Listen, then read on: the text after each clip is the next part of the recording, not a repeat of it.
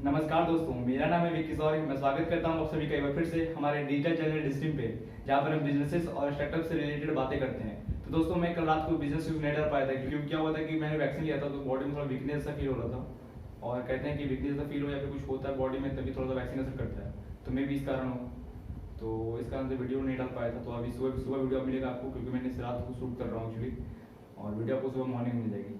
तो ठीक है, बिजनेस शुरू करते हैं आज की। सबसे पहले न्यूज़ निकल के आ रही है दोस्तों पेटीएम की तरफ से। तो अगर आप मेरी न्यूज़ को आप पहले फॉलो कर रहे हो तो आपको पता होगा कि मैंने बताया था कि पेटीएम अपना आईपीओ लॉन्च करने वाली है। तो उनकी जो 8 मेंबर की जो मीटिंग हुई थी 28 मई को, वो सक्सेसफुल हुई है और उन्होंने आईपीओ की लॉन्चिंग को गो एड कर दिया है। तो पेटीएम की जो आईपीओ है वो लॉन्च होने वाली है, और ये जो उनकी लॉन्चिंग डेट है उन्होंने लास्ट क्वार्टर अक्टूबर से दिसंबर तक का टारगेट रखा है।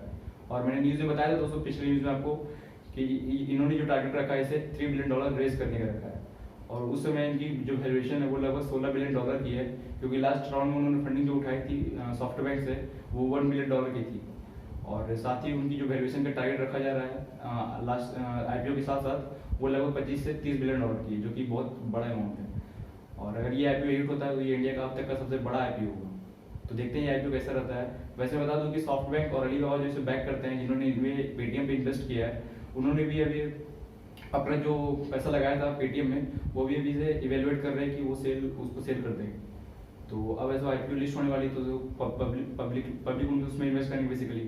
तो जो इन्वेस्टर्स, जो अर्ली इन्वेस्टर्स थे, वो भी अब सेल ऑफ करने की राह देख रहे हैं। तो देखता है क्या होता है क्या नहीं। अगली न्यूज निकल के आ रही है दोस्तों चाइना की तरफ से। तो भाई चाइना ने 3 चैट पॉलिसी लागू कर दिया है। तो बता तो नहीं सकते हैं ऐसे कि चाइना के पीछे क्या मामला होगा इसका कि 3 चैट पॉलिसी वो अलाउ कर रही है, वो भी इस कपल को। तो चाइना तो भाई कुछ ज़्यादा ही फ्यूचरिस्टिक होता है हमेशा। मैंने आपको हमेशा तो बोला, और आप भी जानते होंगे कि जहाँ कोई भी देश 2 कदम सोचता है, चाइना और 4 कदम आगे की सोचता है। अगली न्यूज निकल के आ रही है दोस्तों मार्केट इंडेक्स सेंसेक्स की। तो भाई सेंसेक्स तो आज मंडे को खुला है और वो लगभग 514 पॉइंट्स गेन किया है। और पिछले वीक में भी मार्केट ऊपर ही बंद हुई थी, और शायद मार्केट रिवाइव कर रहा है जैसे कोविड को लेकर के, तो शायद मार्केट अब अप ही रहेगी। और अगर हम बात करें दोस्तों एक मार्केट एक्सपर्ट जो कि को फाउंडर है मॉफ्सल के, जिनका नाम है रामदेव अग्रवाल, तो उन्होंने भाई ये कहा है कि इंडिया जो अब नेक्स्ट $1 ट्रिलियन की अपॉर्चुनिटी है, नेक्स्ट $1 ट्रिलियन की। और उन्होंने बोला है कि 10 साल में लगभग सेंसेक्स 2 लाख पॉइंट्स टच कर सकता है।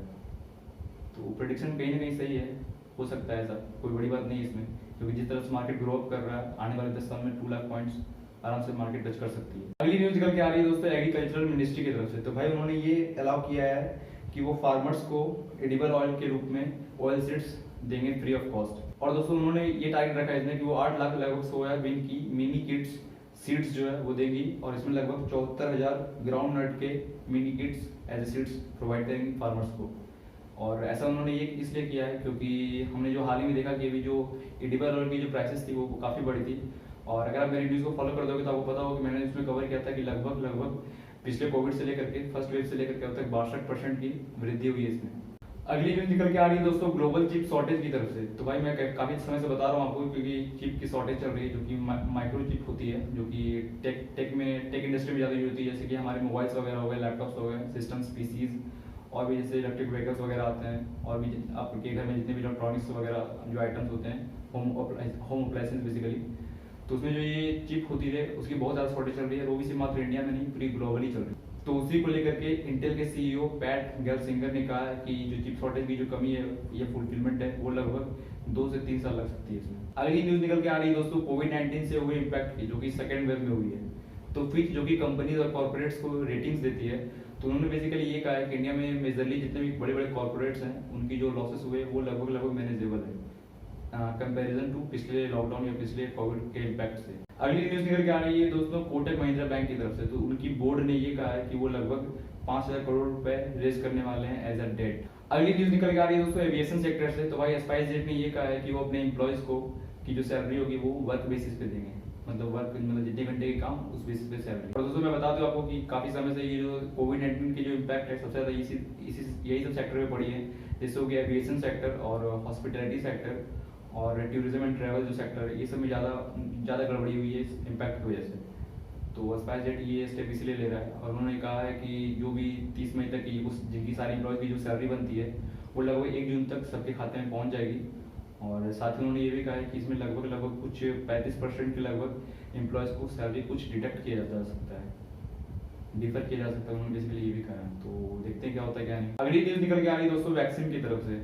तो भाई गवर्नमेंट पैनल जो है वो उन्होंने मिक्स एंड मैच का एक ट्रायल का गठन किया है, जिसमें वो ये बात करने वाले हैं कि कोविड जो सीरम इंस्टीट्यूट ऑफ इंडिया है उसकी जो कोविशील्ड वैक्सीन है वो शायद एक डोज में ही आपकी इम्यूनिटी को इतनी बूस्ट कर सकती है कि वो कोविड-19 जैसे वायरस से लड़ने में सक्षम हो। तो पहले तो ये आया था कि जो इंटरवल की जो डोजेस थी, फर्स्ट डोज से सेकंड डोज, वो उन्होंने बढ़ाया, और अब ये कहा जा रहा है कि एक ही डोज में हो सकता है कि ये इम्यूनिटी इतनी बूस्ट कर दे आपकी, या फिर वो इतना वैक्सीन कारगर हो कि आपकी कोरोना वायरस से लड़ने की क्षमता को बढ़ा दे। और कहीं ना कहीं देखा जाए तो इसका एक कारण ये भी लग रहा है मुझे दोस्तों, according to my point of view, कि क्योंकि वैक्सीन की इतनी ज़्यादा शॉर्टेज चल रही है मार्केट में, इसलिए ये किया जा रहा है ताकि कम से कम फर्स्ट डोज को लेकर के सारे इंडिया के लोगों को कम से कम वैक्सीनेट किया जाए। अगली न्यूज़ निकल के आ रही है दोस्तों इंडिया की जीडीपी ग्रोथ की। तो जीडीपी जो है कॉन्ट्रैक्ट की है फाइनेंशियल 2021 में, मतलब 2020 से 2021 में 7.3%, और इवन ये फिर भी ज़्यादा है क्योंकि आरबीआई और एक बोर्ड है मॉस्पी करके, उन्होंने ये प्रेडिक्ट किया था कि ये लगभग 8% तक रह सकती है। अगली न्यूज़ निकल के आ रही है दोस्तों लॉजिस्टिक स्टार्टअप की, जिसका नाम है डिलीवरी। तो उन्होंने भी एक फंड रेज किया है $277.4 मिलियन, और उन्होंने ये भी टारगेट रखा है कि वो अपना आईपीओ भी लॉन्च करने वाले हैं। तो भाई देखा जाए तो अभी आईपीओ की बहुत सारी होने वाली है, जैसे कि मैंने बताया आपको कि पेटीएम भी लॉन्च करने वाली है आईपीओ लास्ट के 2021 में, और उसके बाद अभी ये डिलीवरी है, एक और है नाइका जिसका भी आईपीओ आने वाला है, और उसके बाद पॉलिसी बाजार भी है, और उसके बाद जोमेटो भी है। तो देखते हैं किसका आईपीओ कितना हिट होता है। फिलहाल तो जैसा टारगेट में देखने को मिल रहा है हम लोग मार्केट में, सबसे ज़्यादा लग रहा है कि अभी जो टारगेट रखी है पेटीएम, उसको कोई कॉम्पीट नहीं कर सकता। और पेटीएम का अगर दोस्तों ये आईपीओ हिट होता है तो वैसे तो बहुत ही ज़्यादा अब तक हिस्ट्री क्रिएट हो जाएगा, क्योंकि इंडिया में ऐसा अभी तक नहीं हुआ है कि $3 बिलियन तक कोई टच कर पाई हो आईपीओ से।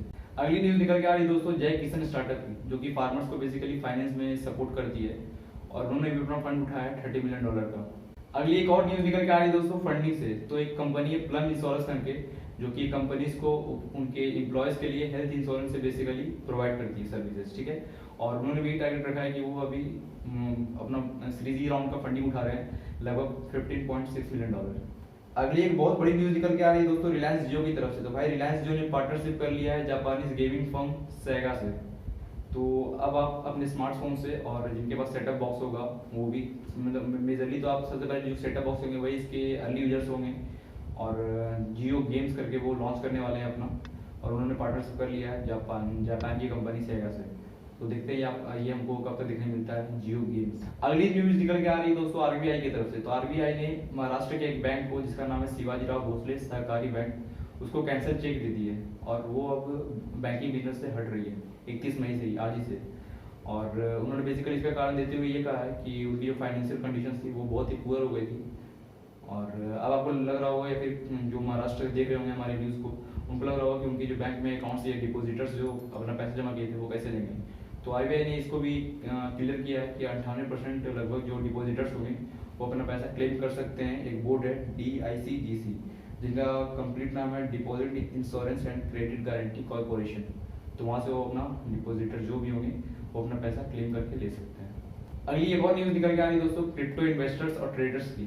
तो उनके लिए बहुत ही अच्छी खबर होगी ये, अगर आप ये लास्ट तक बने हो आप तो आरबीआई ने बेसिकली अपने बैंक्स को और भी जो अदर एंटिटीज थी बेसिकली उनको ये कहा है कि वो हमारे जो 2018 में बेसिकली उन्होंने कहा था कि क्रिप्टो में वो इन्वेस्ट नहीं कर सकते हैं, अप्रैल 2018 में लगभग। तो उन्होंने बैंक और जो और भी एंटिटीज़ हैं जो कि क्रिप्टो में इन्वेस्ट और ट्रेड करने से मना कर लोगों को, यूजर्स को रोक रही है, उनको बेसिकली उन्होंने ये कहा है कि अब वो उस टाइम का मैंने किया था और वो पोस्टपोन हो चुका है, और अब इनको उस हवाले से दे करके आप यूजर्स को मना नहीं कर सकते कि वो इन्वेस्ट करें वर्चुअल करेंसीज में या ट्रेड करें।